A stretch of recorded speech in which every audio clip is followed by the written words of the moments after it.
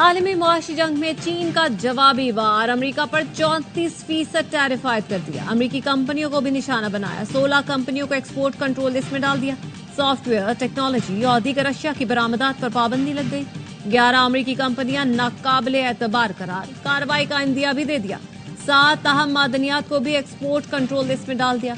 अमेरिकी इलेक्ट्रॉनिक कंपनियों को अरबों डॉलर्स के नाकाबिले तलाफी नुकसान का खतरा। चीनी वजारत तिजारत के मुताबिक बीजिंग अमेरिका के साथ मुज़ाकरात के बजाय सख्त जवाब देगा। अमेरिका चीन पर 54% टैरिफ आयद कर चुका है। दरियाए सिंध से नई नहरें नामंजूर, बिलावल भुट्टो का मंसूबा वापस लेने का मुतालबा। कहा, नहरों के मामले पर पीपी अवाम के साथ खड़ी होगी, हुकूमत के साथ नहीं। जुल्फिकार अली भुट्टो की बरसी पर जलसे से खिताब। कहा, दुनिया को बताया है कि हमारे दरियाए सिंध को बचाना है। भारत जो पानी रोक रहा है उसका मुकाबला आलमी सतह पर मैं करके आया हूँ। सबसे पहले हमने नहरों के मामले पर एतराज उठाया। सदर जरदारी ने पार्लियामेंट में कह दिया था कि नहरों पर हुकूमत का एकतरफा फैसला कबूल नहीं। पाकिस्तान को चैलेंजेस का सामना है। बैनुल-अक़वामी सतह पर साजिशें हो रही हैं। ऐसे वक्त में हुकूमत और वजीर आजम का किरदार अहम होता है। हम साथ देंगे। सूबे को विफाक से, विफाक को सूबे से लड़ाने की साजिश नाकाम बनाएंगे। चारों भाई एक हो जाएं तो दहशतगर्दी को खत्म कर सकते हैं। मुआशी तरक्की भी मुमकिन है। जो पाकिस्तान का झंडा उतारना चाहते हैं उनके सामने बिलावल और पाकिस्तान खप्पे का नारा लगाने वाले सबसे पहले खड़े होंगे। बिलावल भुट्टो का हैदराबाद से पाकिस्तान खप्पे जलसों के आगाज का ऐलान। 18 अप्रैल को हैदराबाद में पिंडाल सजेगा। पाकिस्तान में दहशतगर्दों और सहूलतकारों के लिए कोई जगह नहीं। Army chief general Asim Munir की कोर कमांडर्स कॉन्फ्रेंस में गुफ्तगू। कहा, गैर कानूनी मुआशी सरगर्मियों से दहशतगर्दी की फंडिंग होती है। गैर कानूनी मुआशी सरगर्मियों के खात्मे के लिए हुकूमत के साथ हर मुमकिन ताउन जारी रखेंगे। नेशनल एक्शन प्लान के तहत हुकूमती हिदायत पर इदारे ताउन को यकीनी बनाएं। आर्मी चीफ का बेहतरीन जंगी तैयारियों को बरकरार रखने के लिए तरबियत को यकीनी बनाने पर भी जोर। फोरम का हर कीमत पर दहशतगर्दी खत्म करने के आज़म का इरादा। पाकिस्तान को गैर मुस्तहकम करने की कोशिश करने वालों से ताकत से निपटा जाएगा। किसी को बलूचिस्तान के अमन में खलल डालने की इजाजत नहीं दी जाएगी। बलूचिस्तान में तमाम मुल्की और गैर मुल्की अनासर का असल चेहरा गठजोड़ बेनकाब हो चुका। ऐसे अनासर को किसी किस्म की माफी नहीं दी जाएगी। रियासती इदारे आइन के तहत कानून पर पूरी इस्तकामत से अमल दरामद करेंगे। किसी किस्म की नरमी और कोताही नहीं बरती जाएगी। फोरम के एलओसी पर भारतीय फौज की जंगबंदी के खिलाफ वर्जियों पर खदशात। गजा में इंसानी हुकूक की खिलाफ वर्जियों और जंगी जुराइम की मजम्मत। शुरका का मादर वतन के अमन इस्तेहकाम के लिए शहदाए अफवाज पाकिस्तान को खिराज अकीदत पेश किया।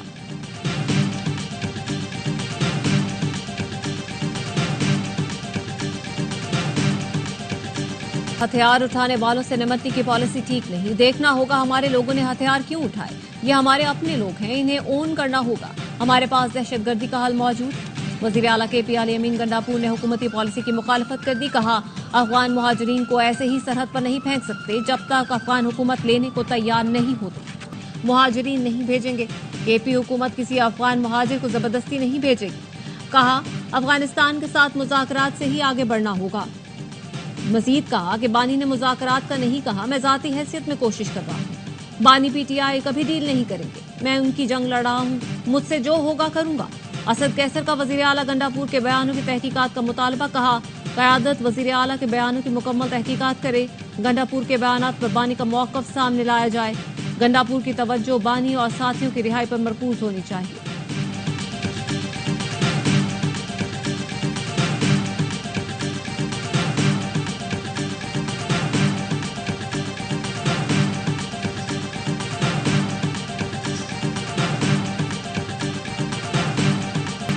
वफाकी हुकूमत पीपल्स पार्टी की बदौलत खड़ी है। सदर और बिलावल भुट्टो ने कह दिया नई नहरों को सपोर्ट नहीं कर सकते।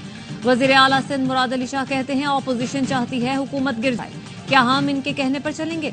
हम तो मंसूबा रुकवाएंगे। आइन कहता है जब तक तमाम सूबे मुत्तफिक न हो पानी का कोई मंसूबा नहीं बन सकता। इरसा किसी के कहने पर पूरे मुल्क को डुबो रहा है। जिन बेसाखियों पर यह मंसूबा बनाया गया वो गिर गईं। सदर ने किसी समरी पर दस्तखत किए न मंजूरी दी। सदर के पास किसी को काम से रोकने का इख्तियार नहीं है।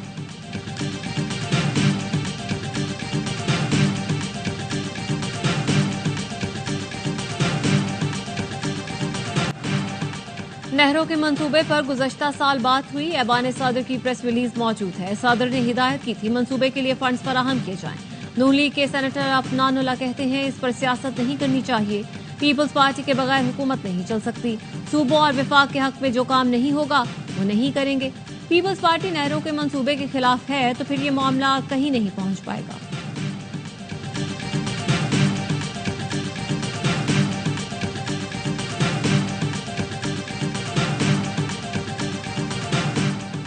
नून लीग सदर नवाज शरीफ ने बिजली के नर्ख में रिकॉर्ड कमी पर वजीर आजम शहबाज शरीफ को मुबारकबाद दी है। नवाज शरीफ ने घरेलू और सनती सार्फिन के लिए बिजली के नर्ख कम करने पर वजीर आजम की टीम को भी सराहा। नवाज शरीफ ने कहा वजीर आजम शहबाज शरीफ की काविशों से मुल्क दुरुस्त समत पर गामजन हो चुका। बिजली सस्ती करने से न सिर्फ आवाम को रिलीफ मिलेगा बल्कि एक्सपोर्ट भी बढ़ेगी।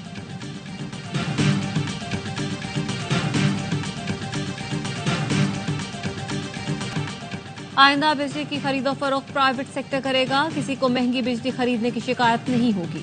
विफाकी वजीर तवानाई ओवैस लगारी कहते हैं आईएसको, फेस्को और गैपको की सबसे पहले निजकारी होगी। लेस्को, मैपको और हेस्को की निजकारी भी हदफ है। तमाम 4 करोड़ मीटर्स की ऑटोमेशन जून तक फाइनल हो जाएगी। 3 से 4 साल में पूरे सिस्टम को शफाफ कर लेंगे। मुल्क भर के सार्फिन के लिए बिजली ₹1.71 फी यूनिट सस्ती करने पर नेपरा में समात मुकम्मल। मुख्तलिफ एडजस्टमेंट से ₹5.03 फी यूनिट का फौरी रिलीफ मिलेगा।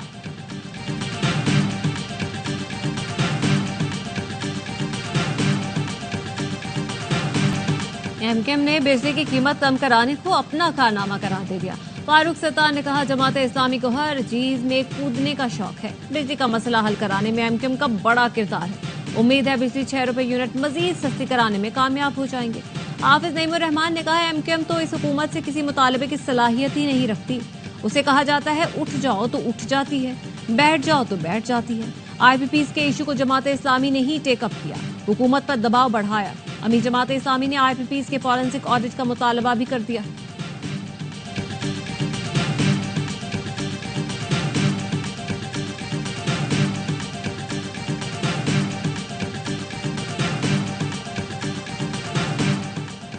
एफआईए का साइबर विंग खत्म, national cyber crime investigation agency फाल।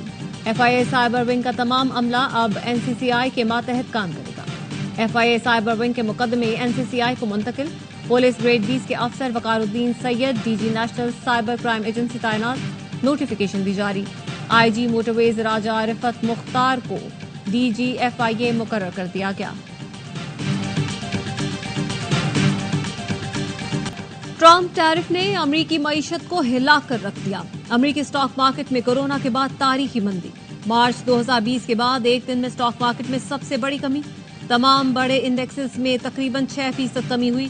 सरमायादारों के $3.1 ट्रिलियन डूब गए। बैनुल-अक़वामी मंडी में खाम तेल की कीमत में मुसलसल कमी। 2 दिनों में तकरीबन 10% कमी आई। IMF ने अमरीकी टैरिफ बैनुल-अक़वामी मईशत के लिए बड़ा खतरा करार दे दिया। सरबराह IMF का कहना है अमेरिका को चाहिए अपने तिजारती शराकतदारों के साथ मिलकर काम करे। अमरीकी सदर का कहना है टैरिफ से जिन मुल्कों को खदशात हैं वो अमरीका में फैक्ट्री लगाएं, उन्हें कोई टैरिफ नहीं देना पड़ेगा। कोई मुल्क अच्छी पेशकश करेगा तो टैरिफ पर मुज़ाकरात के लिए तैयार है।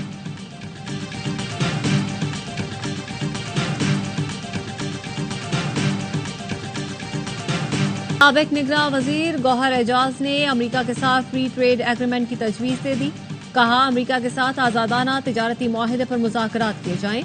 पाकिस्तान अमरीकी मसनूआत को ड्यूटी फ्री दरामदात की इजाजत दे सकता है। पाकिस्तान अमरीका से कॉटन की दरामद पर टैक्स और ड्यूटी 0 कर सकता है। पाकिस्तान अमरीका की लेदर और फुटवेयर मार्केट में जगह बना सकता है।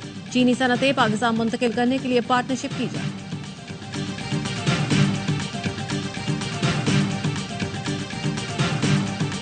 मुल्क की दरामदात में कमी, बरामदात में इजाफा। इदारा शुमारियात ने तफसीलात जारी कर दी। मार्च में पाकिस्तानी बरामदात 5.1% इजाफे के साथ $2.61 करोड़ 70 लाख रही।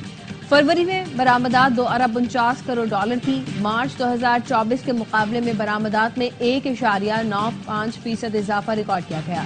दरामदात 1.1% कम होकर $4.73 करोड़ 60 लाख रही। मार्च 2024 के मुकाबले में 2.45% कमी आई। मार्च में तिजारती खसारा 7.83% कम होकर $2.11 करोड़ 90 लाख रहा। गुज़िश्ता साल के निस्बत तिजारती खसारे में 7.39% कमी रिकॉर्ड की गई। सिक्योरिटी फोर्सेस की केज के इलाके बुलेदा में कार्रवाई, फायरिंग के तबादले में 2 दहशतगर्द हलाक।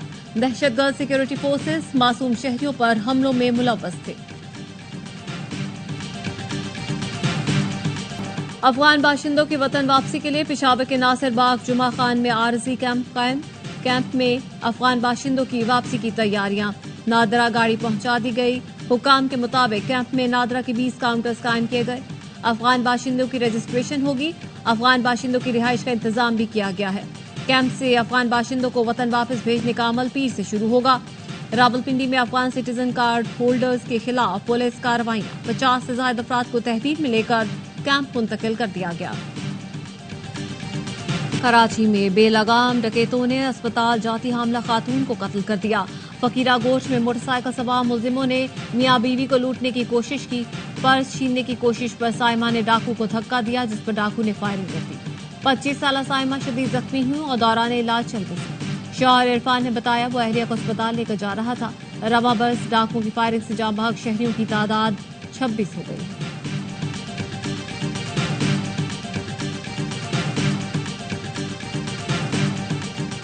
वज़ीर आला पंजाब मरियम नवाज का लाहौर के शाहदरा टीचिंग अस्पताल में 5 साल के बिलाल के करंट लगने की मौत का नोटिस। महकमा सेहत की इब्तदाई तहकीकाती रिपोर्ट के मुताबिक बच्चे की मौत करंट लगने से हुई, मगर अस्पताल की हुदूद और गुजरगाह से करंट लीकेज की कोई शवाहिद नहीं मिले। पोस्टमार्टम के बाद हकायक सामने आए।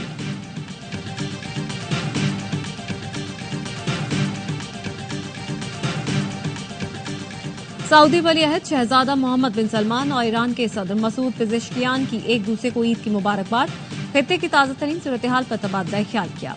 अरब मीडिया का कहना है ईरान के सदर डॉक्टर मसूद पेज़ेश्कियान ने सऊदी वली अहद शहजादा मोहम्मद बिन सलमान को फोन किया। दोनों रहनुमाओं ने बाहमी दिलचस्पी के उमूर पर गुफ्तगू की।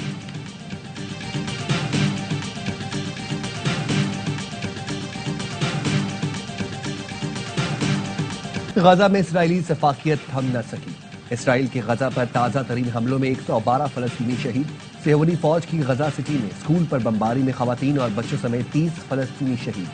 शुमाली गजा में 71 फलस्तीनियों की शहादतें और दर्जनों जख्मी हुए। खान यूनिस में घर पर हमले में 10 फलस्तीनी शहीद। 24 घंटे के दौरान शुमाली गजा से 1,35,000 से जायद फलस्तीनियों का इनखला हो चुका है।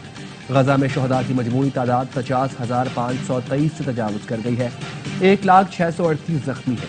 जंगी जुनून में मुब्तला सेहूनियों ने कि लेबनान पर भी हमले। सिदोन पर घर पर बमबारी में 3 लेबनानी शहीद हो गए।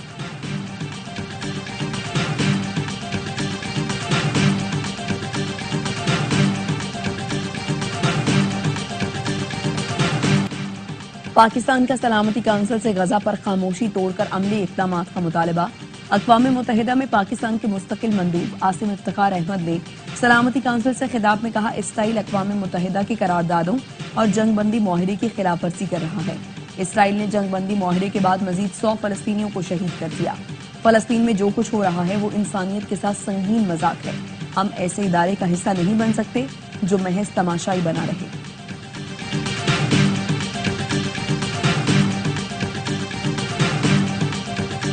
पाकिस्तान और न्यूजीलैंड की टीमें तीसरे वनडे में कल आमने सामने होंगी। कौमी स्क्वाड का बेओवल में इंडोर प्रैक्टिस सेशन। बारिश के बायस कौमी टीम ने इंडोर नेट प्रैक्टिस में हिस्सा लिया। 3 मैच की सीरीज में मेजबान टीम को 2-0 की फैसलाकुन बरतरी हासिल है। कराची में PSL की रौनकें लगना शुरू। नेशनल स्टेडियम के बाहर सीजन 10 का काउंटडाउन टाइम नस्ब कर दिया गया। मेगा इवेंट के आगाज में सिर्फ 7 दिन रह गए। कराची का मैदान 5 PSL मुकाबलों की मेजबानी करेगा। ICC women's cricket world cup qualifier के वार्म अप मैच में पाकिस्तान की शानदार बॉलिंग। लाहौर में थाईलैंड को 78 रन पर ढेर कर दिया। नशरा सिंधु के 4 शिकार, डयाना बेग और रामीन शमीम की 2-2 विकेटें। नेशनल वॉलीबॉल चैंपियनशिप के सनसनीखेज मुकाबलों का पहला रोज पाकिस्तान नेवी ने पुलिस को 3-0 से आउट क्लास किया। वॉकएंड में जारी इवेंट में पंजाब, वापडा और खैबर पख्तूनख्वा ने अपने मैच जीत लिए। चैंपियनशिप का फाइनल 10 अप्रैल को खेला जाएगा।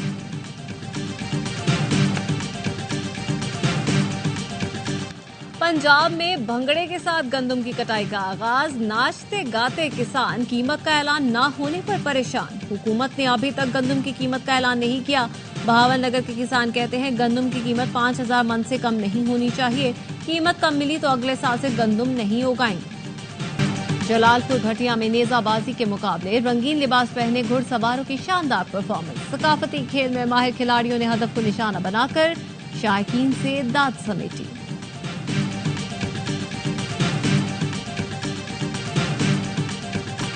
और बॉलीवुड लेजेंड मनोज कुमार 87 वर्ष की उम्र में चल बसे।